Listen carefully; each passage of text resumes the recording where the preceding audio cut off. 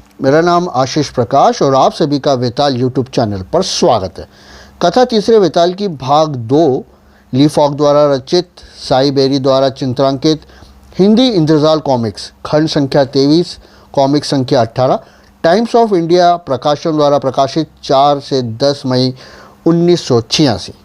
कथा तीसरे वेताल की भाग 1 में आप देख सुन चुके हैं। एक बार मैंने सुल्तान बैन एलिना की हत्यारों से रक्षा करी थी, फिर हमारी दोस्ती हो गई। कुछ समय बाद सुल्तान ने मुझे जीनिया भेजा हीरे का प्याला लेकर कि मैं उसकी होने वाली भावी पत्नी को लेकर आऊं। राजकुमारी ने रोते हुए बताया कि वो बूढ़े सुल्तान से शादी नहीं करना चाहती, पर सुल्तान के बेटे जैसे होने के नाते मैं कुछ नहीं कर सकता था। राजकुमारी पूरा अपनी दाई रूना और सैनिकों के साथ हम वहाँ से रवाना हुए। अब आगे की कहानी। हमारी यात्रा शाही शान वाली थी। सोने की थालियों में खाना होता था। रास्ते में अगर लुटेरे थे तो इस सशस्त्र सेना से दूर ही रहते थे। फिर अचानक एक दिन तूफान आ गया। राजकुमारी पूरा और दाई रूना को लेकर मैं किसी तरह एक गुफा में पहुंचा। तूफान थमने पर मैं बाहर निकलकर देखता हूं तो सारे सैनिक भाग गए थे या मारे गए थे। हम अकेले रह गए। एक घोड़ा जरूर बचा था और हीरे का प्याला भी मुझे मिल गया था। मैंने राजकुमारी को चलने का बोला, पर वह नहीं जाना चाहती थी। मैंने उसे सगाई का उपहार दिखाया और कहा, यह बच गया है। राजकुमारी पूरा ने कहा, उसे कहीं भी ले जाओ, लेकिन वो सुल्तान के पास नहीं जाएगी। उस सुंदर दुखी राजकुमारी की फरियाद से मैं पिघल गया, लेकिन उसके पिता ने मुझे सुल्तान से शादी के लिए उसे सौंपा था। सुल्तान ने मुझे बेटे जैसा माना और मुझ पर भरोसा किया। मैंने भी उसे लाने का वचन दिया था।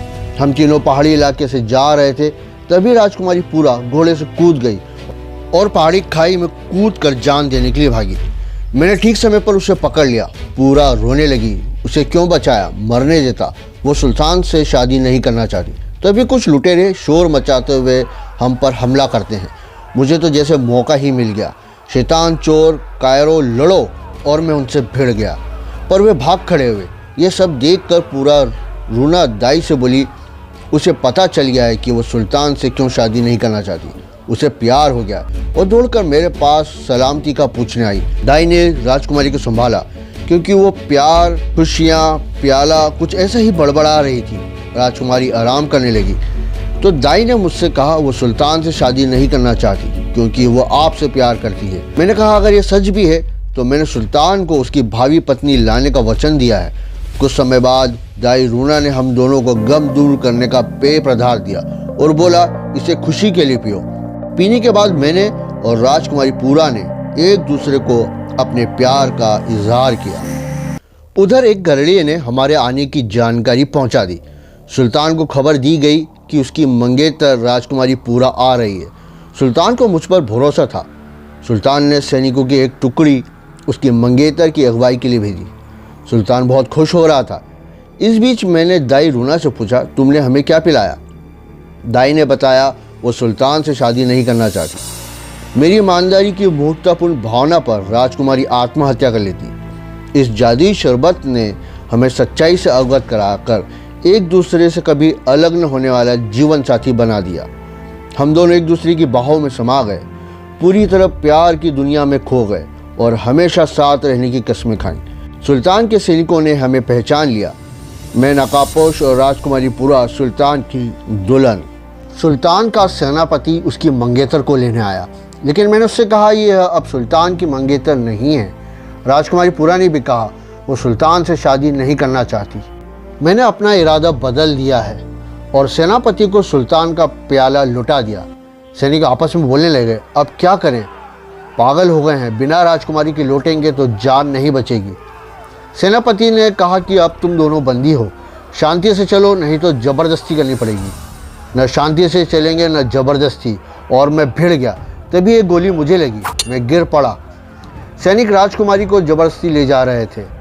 दाई रूना ने मेरे घाव पर दवाई लगाई, लेकिन मुझे लगता है कि सुल्तान मुझे जिंदा नहीं छोड़ेगा और मुझे ले जाकर सुल्तान के सामने पटक दिया।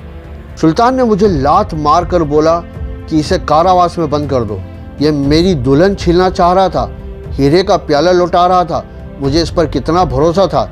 इसने गद्दारी की है, इसकी सजा मौत होगी।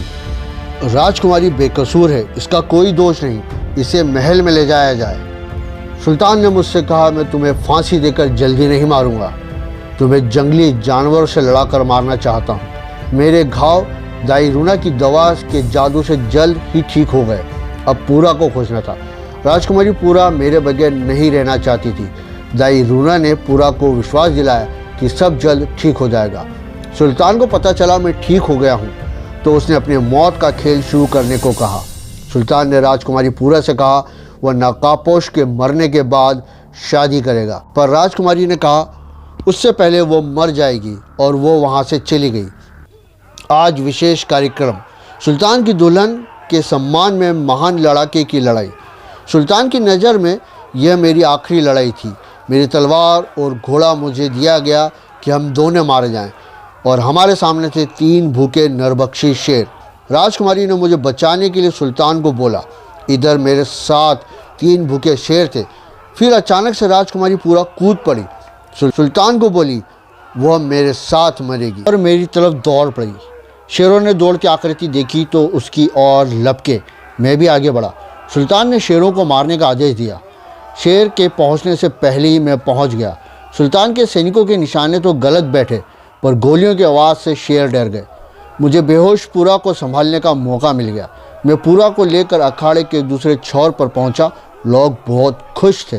सैनिक हमें गोली नहीं मारना चाहते थे, बस रोकना चाहते थे। हमें रोकना तूफान को रोकना था। अब हम हाथ नहीं आएंगे, अलविदा सुल्तान। उन्होंने पीछा करने की कोशिश करी, पर शायद वे ज़्यादा नज़दीक आना नहीं चाहते थे। हम सुरक्षित बिहड़वन पहुंच गए। सुनहरे तट पर से होते हुए पहाड़ी इलाके के बाद खोपड़ी नुमा गुफा, मेरा घर। आखिरकार हम पहुंच गए। हमने तत्काल शादी करने का फैसला किया। उधर दाई रूना ने सुल्तान को समझाया कि मैंने उसके प्रति ईमानदारी निभाई, परंतु उसके जादुई पे ने नकाबपोश और राजकुमारी पूरा को प्रेम में बांध दिया था। आपको ये कॉमिक्स कहानी सुनकर देखकर मज़ा आया होगा। इसी प्रकार की रोमांचक कॉमिक्स सुनने और देखने के लिए वेताल यूट्यूब चैनल को सब्सक्राइब करें और वीडियो को लाइक करें और ज़्यादा से ज़्यादा शेयर करें। फिर मिलेंगे एक और वेताल की रहस्यमयी कॉमिक्स कहानी में।